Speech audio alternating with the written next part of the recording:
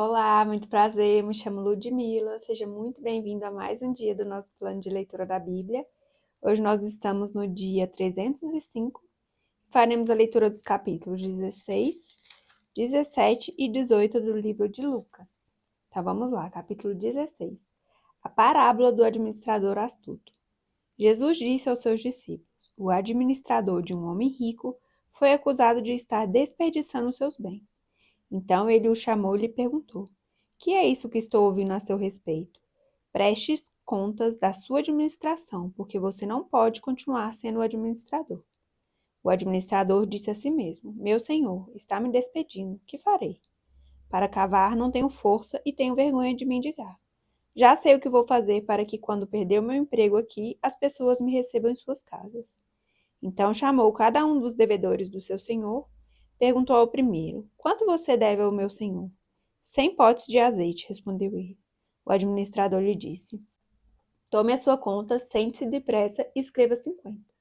A seguir ele perguntou ao segundo: e você quanto deve?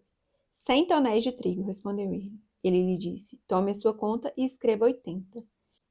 O senhor elogiou o administrador desonesto, porque agiu astutamente, pois os filhos deste mundo são mais astutos no trato uns com os outros do que os filhos da luz. Por isso eu digo: usem a riqueza deste mundo ímpio para ganhar amigos, de forma que, quando ela acabar, estes o recebam nas moradas eternas. Quem é fiel no pouco também é fiel no muito, e quem é desonesto no pouco também é desonesto no muito. Assim, se vocês não forem dignos de confiança em lidar com as riquezas deste mundo ímpio, quem confiará as verdadeiras riquezas a vocês? E se vocês não forem dignos de confiança em relação ao que é dos outros, quem lhes dará o que é de vocês? Nenhum servo pode servir a dois senhores, pois odiará um e amará outro, ou se dedicará a um e desprezará outro. Vocês não podem servir a Deus e ao dinheiro. Os fariseus, que amavam o dinheiro, ouviam tudo isso e zombavam de Jesus.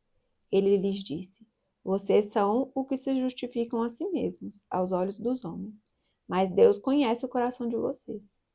Aquilo que tem muito valor entre os homens é detestável aos olhos de Deus. Outros ensinamentos. A lei e os profetas profetizaram até João. Desse tempo em diante estão sendo pregados as boas novas do reino de Deus e todos tentam forçar sua entrada nele. É mais fácil os céus e a terra desaparecerem do que cair da lei o menor traço. Quem se divorciar de sua mulher e se casar com outra mulher estará cometendo adultério, e o homem que se casar com uma mulher divorciada estará cometendo adultério. O rico e Lázaro.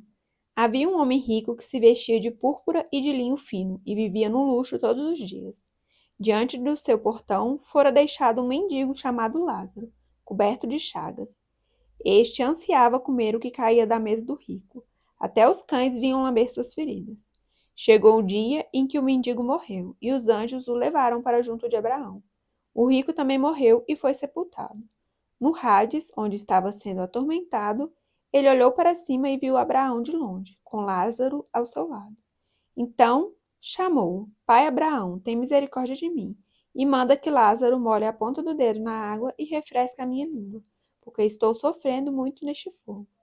Mas Abraão respondeu: Filho, lembre-se de que durante a sua vida você recebeu coisas boas, enquanto que Lázaro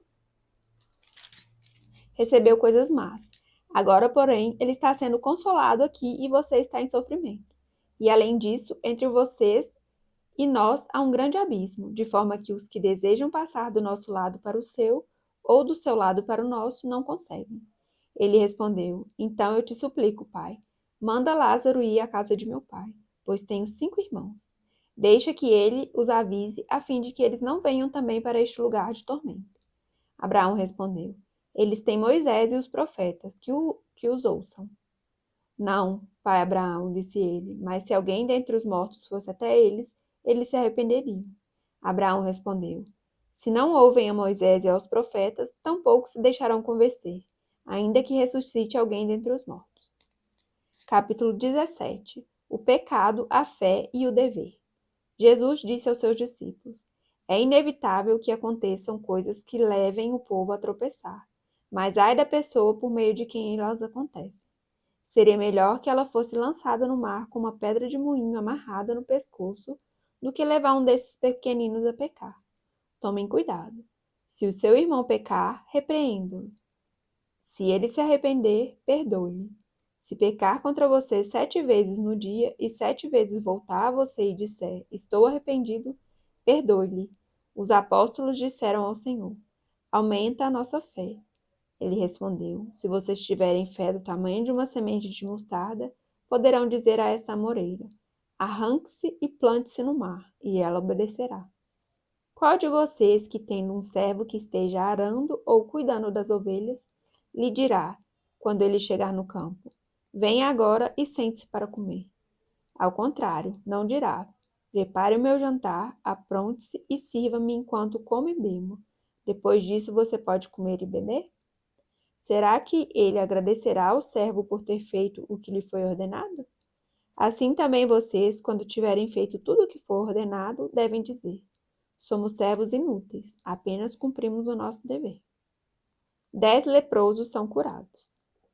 A caminho de Jerusalém, Jesus passou pela divisa entre Samaria e Galiléia. Ao entrar num povoado, 10 leprosos dirigiram-se a ele. Ficaram a certa distância e gritaram em alta voz, Jesus, mestre, tem piedade de nós. Ao vê-los, ele disse, vão mostrar-se aos sacerdotes. Enquanto eles iam, foram purificados. Um deles, quando viu que estava curado, voltou, louvando a Deus em alta voz. Prostrou-se aos pés de Jesus e lhe agradeceu. Este era samaritano. Jesus perguntou, não foram purificados todos os 10? Onde estão os outros 9? Não se achou nenhum que voltasse e desse louvor a Deus, a não ser este estrangeiro? Então ele lhe disse, levante-se e vá, a sua fé o salvou. A vinda do reino de Deus.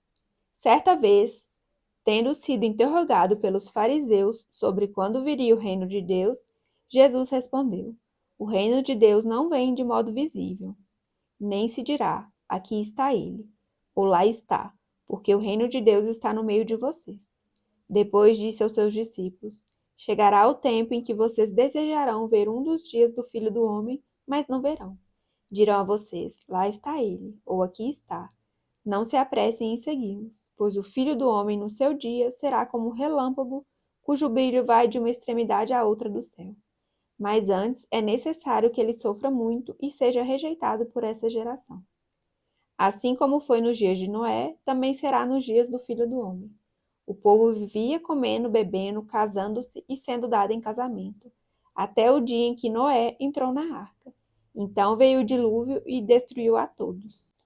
Aconteceu a mesma coisa nos dias de Ló. O povo estava comendo e bebendo, comprando e vendendo, plantando e construindo.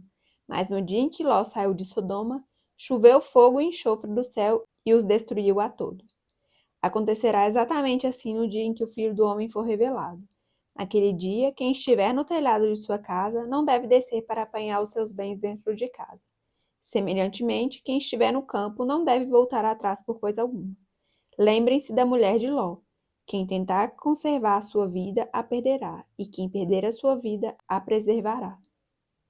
Eu digo a vocês, naquela noite 2 pessoas estarão numa cama, uma será tirada e a outra deixada. 2 mulheres estarão moendo trigo juntas, uma será tirada e a outra deixada. 2 pessoas estarão no campo, uma será tirada e a outra deixada. Onde, Senhor? Perguntaram eles. Ele respondeu, onde houver um cadáver, ali se ajuntarão os abutres. Capítulo 18. A parábola da viúva persistente.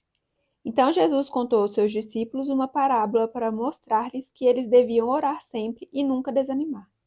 Ele disse, em certa cidade havia um juiz que não temia a Deus nem se importava com os homens. E havia naquela cidade uma viúva que se dirigia continuamente a ele, suplicando-lhe, faze-me justiça contra o meu adversário. Por algum tempo ele se recusou, mas finalmente disse a si mesmo, embora eu não tema a Deus e nem me importe com os homens, esta viúva está me aborrecendo. Vou fazer-lhe justiça para que ela não venha mais me importunar. E o Senhor continuou, ouçam o que diz o juiz injusto. Acaso Deus não fará justiça aos seus escolhidos, que clamam a ele dia e noite? Continuará fazendo-os esperar? Eu digo a vocês, ele lhes fará justiça e depressa.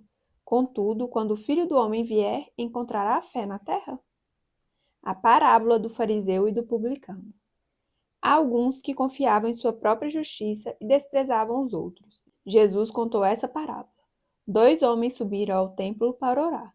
Um era fariseu e o outro publicano. O fariseu em pé orava no íntimo: Deus, eu te agradeço porque não sou como os outros homens, ladrões, corruptos, adúlteros, nem mesmo como este publicano. Jejuo 2 vezes por semana e dou o dízimo de tudo quanto ganho.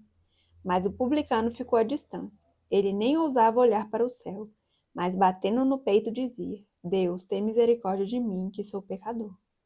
Eu digo que este homem, e não o outro, foi para casa justificado diante de Deus, pois quem se exalta será humilhado, e quem se humilha será exaltado.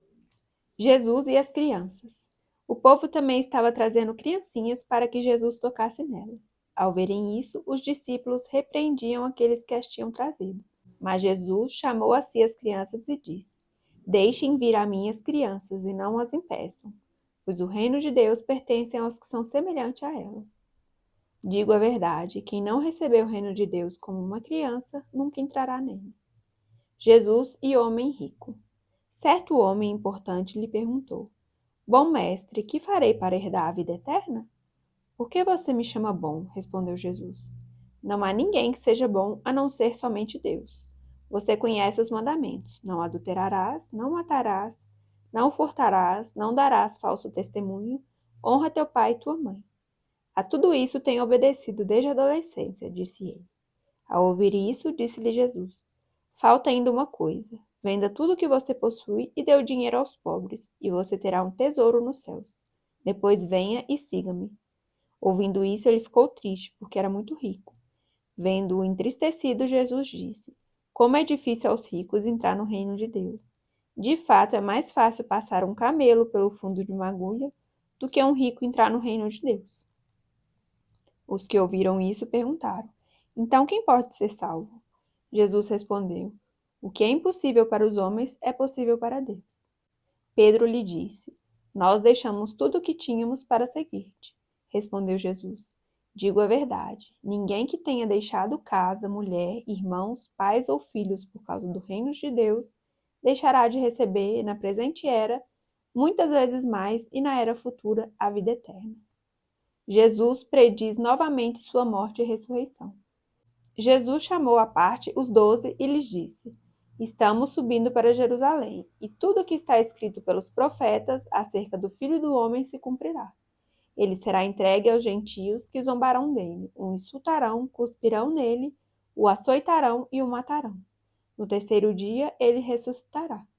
Os discípulos não entenderam nada dessas coisas. O significado dessas palavras lhe estava oculto, e eles não sabiam do que ele estava falando. O mendigo cego recupera a visão.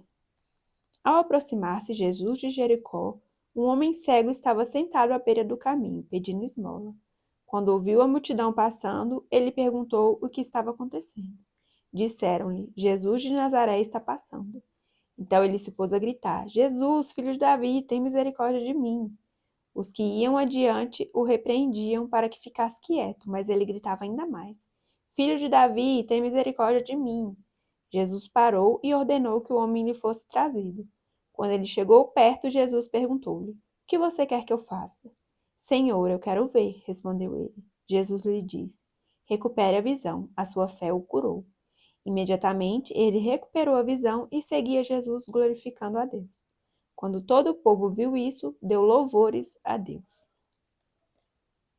Finalizamos então a leitura do dia. Muito obrigada pela sua companhia. Fique com Deus e até amanhã. Tchau, tchau.